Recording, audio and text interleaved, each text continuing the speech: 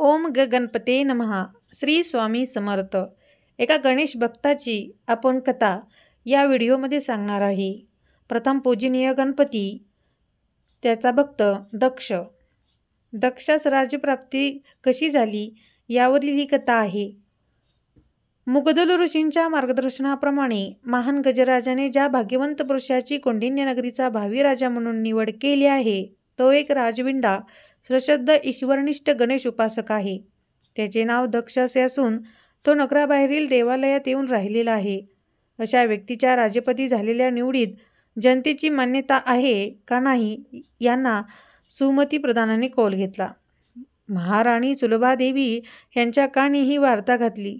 श्री सुलभ स्वभावानुसार या निमित्ताने आपल्यालाही एक मानसपत्र लाभेल, राजाला वारस आणि नगरराजाला एक चांगला राजा मिळेल असा उदांत विचार त्यांनी पण त्या निवडीस मान्यता दिली.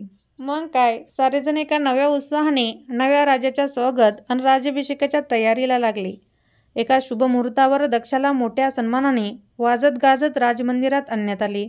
राजपुरोहितांनी विधिवत सर्व गोष्टी संपन्न करून जनता जनार्दनांच्या जयजयकाराच्या घोषात सर्वांच्या साक्षीने दक्षास राज्याभिषेक करून कौंडिन्य नगरीचा नृप म्हणून त्याला राजसिंहासनावर बसवण्यात आले. राज्याभिषेकानंतर उंची राजवस्त्रे अंगी घालून मस्तकावर सुवर्ण मुकुट घालून दक्ष बाळ राजसिंहासनावर बसण्यास निघाला. तेव्हा त्याने क्षणभर डोळे मिटले, श्री गणेशास वंदन करून आशीर्वाद घेतला. आपली जन्मदात्री मातेच्या चरणावर नतमस्तक होऊन तिचे आशीर्वाद घेतले. त्यानंतर दक्षाने महाराणी सुलभादेवी यांना पण मातेसमान मानून त्यांचा आशीर्वाद घेतला.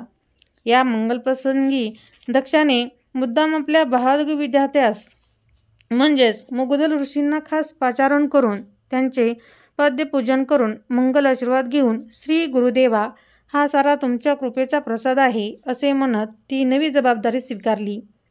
दक्ष त्या नगरीचा राजा होताच नगरात मोठ्या आनंदोत्सव साजरा करण्यात आला. विद्वानांचे सत्कार करण्यात आले, कलावंतांना बक्षिसे देण्यात आली, सहस्त्र विप्रांना भोजन आणि अवघ्या नगरवासियांना 5 दिवस पंचपक्वानांची मेजवानी देण्यात आली.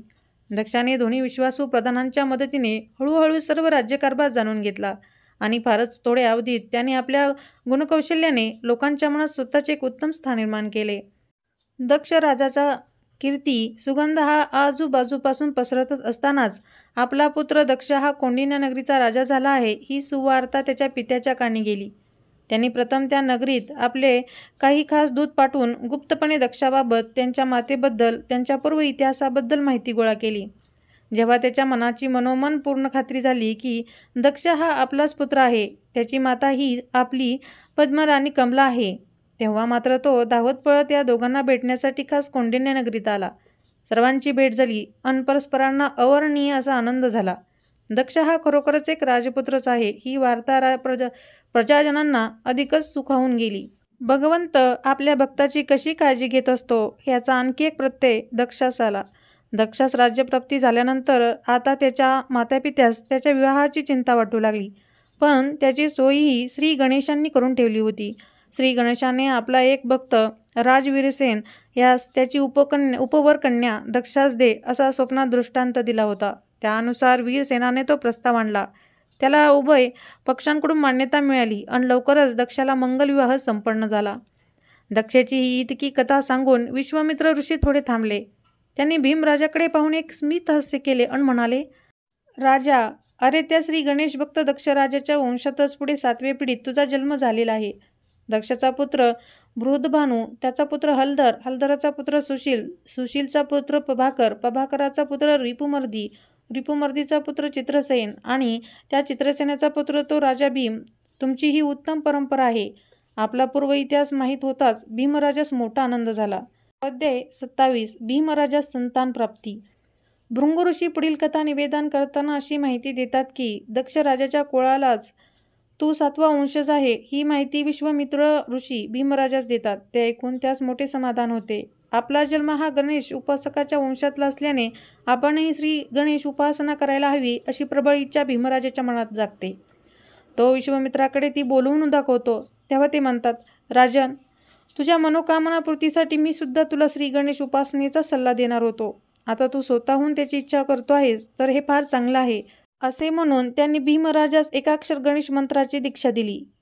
त्याला तो मंत्र कसा जपायचा हे सांगितले आणि त्यांच्या मस्तकी वरदस्त ठेवीत विश्वामित्रांनी भाकीत केले की हे भीमराजा, तुझे भाग्य थोर आहे. तुला भविष्यात एक सर्वगुण संपन्नाचा पुत्र प्राप्त होणार आहे.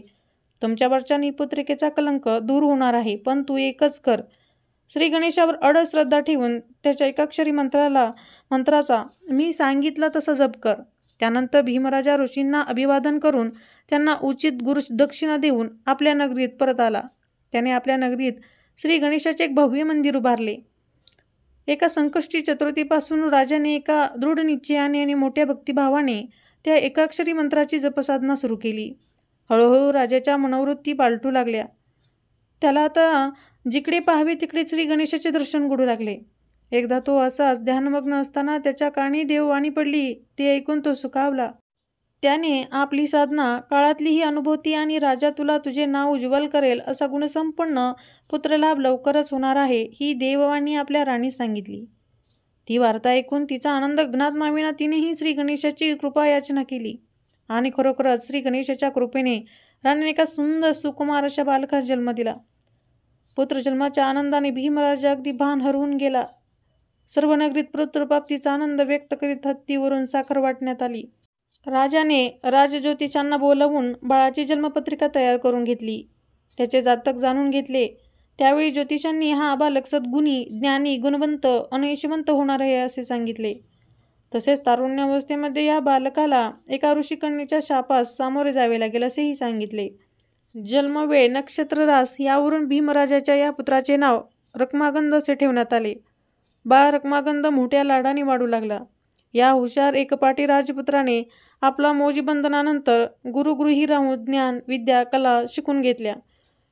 पित्याने रक्मागंधास असे ज्ञानी बनवले, तसेच त्याला अस्त्रशास्त्रातही पारंगत करून घेतले. दिवसामासांनी रक्मागंधांचे सौंदर्य हे त्याच्या वाढत्या वयाबरोबर वाढत गेले. पित्याने पुत्रास युवराज पदावर बसवले.